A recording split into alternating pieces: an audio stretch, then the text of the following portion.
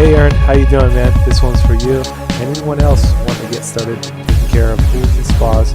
This one's going to cover water balance plus disinfecting, the pH and chlorine. This is the first one in a series I'll be doing on getting started taking care of pools and spas. So here goes. Welcome to Kung Fu Maintenance. Today I'm going to talk to you about getting started taking care of pools, spas, water balance plus disinfecting maintenance repair video. This is the first part in a series. I'm going to try to keep it real simple. This comes first, your water pH and your disinfectant, which is most often chlorine. Even the salt system is actually chlorine. The most important thing first is pH. The reason is because that's a health concern when it comes to the body. The human eye is most comfortable at about 7.6 pH, and this is the ideal spot for our pools or spas to be. Water will always seek its balance chemistry-wise, and so if the pH is too high, which is alkaline, or too low, which is acidic, the water will try to find its balance and it'll rob parts from the pool or spa, from the plaster, from the tiles, from the copper ions, from the copper heat exchanger. Very expensive repair, the heat exchanger, so it's important to keep the chemistry balanced. The way you raise pH is by using soda ash or sodium bicarbonate. The way you lower pH is by using muriatic acid. Sodium bicarbonate is preferred to soda ash, and the reason is because the soda ash can actually stain hot water. If you have like a spa and you put soda ash in, it can leave stains on the pool plaster or the pool tile, and that's why I recommend sodium bicarbonate for adjusting your pH up. For adjusting the pH down, I like muriatic acid. You have to take precautions wearing eye protection, wearing gloves when working with muriatic acid. It's some very dangerous stuff in that there was a guy once that set a bottle down of muriatic acid and there was a pinhole in the gallon jug and a stream shot up in his eye, burned out his eye. You definitely don't want that to happen to you. So if you're storing muriatic acid, you want to keep it covered. You also want to store muriatic acid separate from any kind of chlorine. Chlorine mixed with acid will make mustard gas, which is what was used in Vietnam, so we don't want that to happen. Also, when you're adjusting your pH, you want to test your pH first before doing your chlorine test. You can test them at the same time, but when you adjust the balance, you want to adjust the balance of the pH first. The pH is paramount. pH affects how the disinfectant, which is usually chlorine, how effective it is. The chlorine is more effective when the pH is proper. Okay, ideal pH level is going to be 7.6 or is 7.6. Keeping it in that zone is really good, especially on a spa, because a spa is a smaller body, generally a smaller body of water, and the pH can swing more. If your pH is too low, it's acidic, and again, it's corrosive if it's acidic, or it's corrosive if it's too alkaline.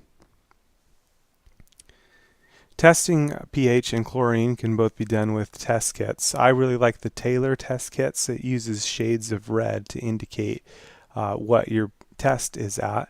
When you do your test, you want to take off the caps, extend the vial upside down into the body of water as far as you can reach, and then flip it right side up.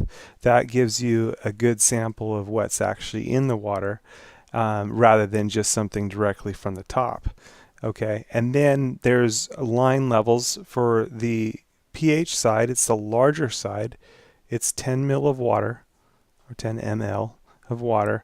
You'll kind of shake out any excess water so it's right at the line. You don't want to use your hands to cover the top. You want to use the caps that it came with so you don't contaminate your test water. And you'll drop 5 drops of R4 for the pH test.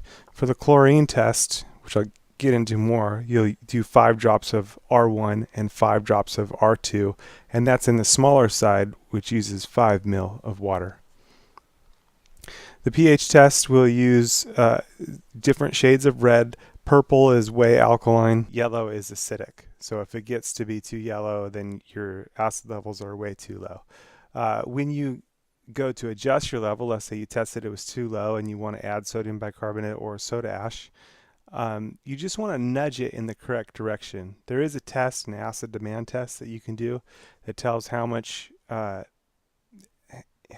acid to add to lower it down, or how far off it is. But generally, you just want to nudge the chemistry in the right direction when it comes to pH, adding some acid to lower the pH or some sodium bicarbonate to raise the pH, and retest it in about 15 minutes. Ideally, you'll test, if you have pools, you'll test them at least once a day. And if you have a heavy usage pool, you want to test it 2 or 3 times a day, pools or spas. Adding the sodium bicarbonate or soda ash, you'll just spread it over the surface of the water. Adding muriatic acid is a little bit different.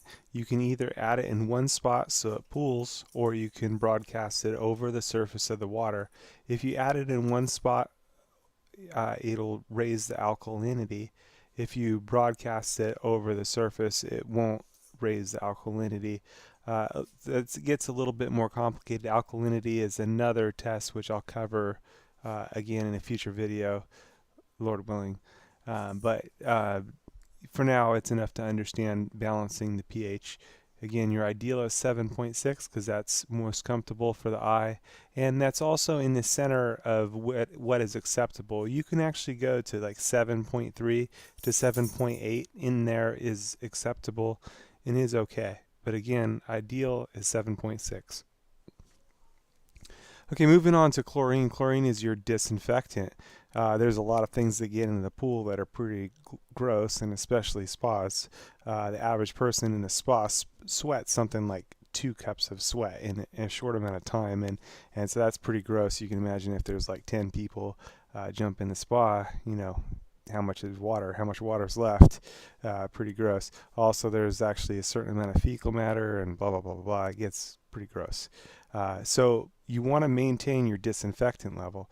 Now, my preferred method of maintaining disinfectant chlorine is tablets. The reason is tablets keep a residual supply of free available chlorine all the time. You can control it via a dial. And the nice thing about that is if it's absorbed, well, it gives a constant flow.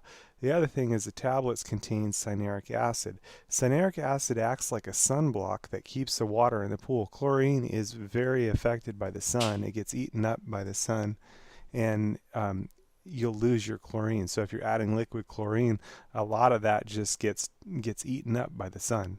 It basically evaporates, and so you don't want that. The cyanuric acid acts as a sunblock. The one drawback to that is ideally you want to keep your cyanuric acid levels below 100 parts per million. There's another test for cyanuric acid levels, but I'll get into that again in the future. But so every once in a while you need to do water changes to lower your cyanuric acid levels, which really is a good thing anyway. You want to do regular water changes anyway, because the water can get what's called total dissolved solids, where it's absorbed so much foreign material that it's no longer able to clean itself and everything. So it gets a little bit more complicated. Again, I'll go into those more in detail. Just understand that I really like the tablets. If you're going to use tablets, you may want to skip the conditioning that some pool services want to offer. A lot of times they want to add cyanuric acid to the water. Well, if you're going to use tablets anyway, it's going to have its cyanuric acid in there, and by skipping that conditioning step, your water will automatically be adding quite a bit of cyanuric acid, which keeps the chlorine in the water. I prefer this method because adding liquid chlorine, again, a lot of it gets eaten by the sun. The other thing is, if you're only adding liquid chlorine, in my opinion, it's a bad idea, because you need to keep a residual there so that if someone jumps in or something and the kid pees in the pool or something, if all you had was liquid chlorine and all the free available chlorine was used up, now you're in trouble. Chlorine's kind of funny. If you can smell the chlorine, it actually means there's not enough. What you want is free available chlorine. What happens is, chemically, the chlorine binds itself to foreign material in the pool or in the water. And if you don't have enough free available chlorine, it gets bound up. And now, even though there's chlorine in the water, it's not free available chlorine. It's not able to attack the stuff and break down the foreign material. So you definitely need to have enough chlorine. If you can smell the chlorine, it's called CaC, and it's a bound chlorine. Okay, so sometimes what you need to do is shock the pool. Shocking raises the chlorine levels up above 10 parts per million for a brief amount of time. You can get these special shock pouches, which I recommend getting. Eventually I'll try to make a part list on another video showing you maybe the most likely items you'll need to take care of pools. Cover that in another video. But one of them is shock pouches.